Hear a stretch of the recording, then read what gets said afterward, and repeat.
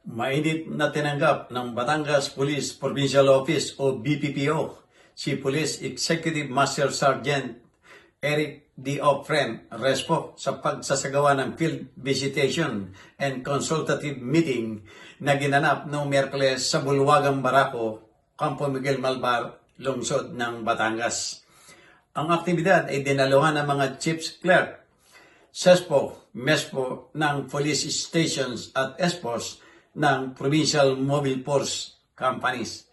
Sa panahon ng dialogo, inulit ni PEMS Ofren ang patnubay ni Police Brigadier General Hansel Marantan, Acting Regional Director ng PRO4A, partikular sa kapakanan ng mga tauhan, pagtugon sa mga isyu ng mga nakabababang unit, mahigpit na pagsunod na sa LO ay tamang bihis at ang kahalagahan ng pagpapanatili ng focus at disiplina sa pagganap ng tungkulin.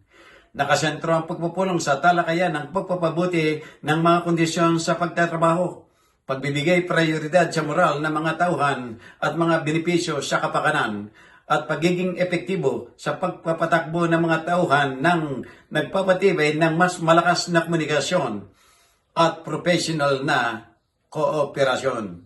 Jojo Cesar Magsumbulugulat para sa journalnews.com.ph.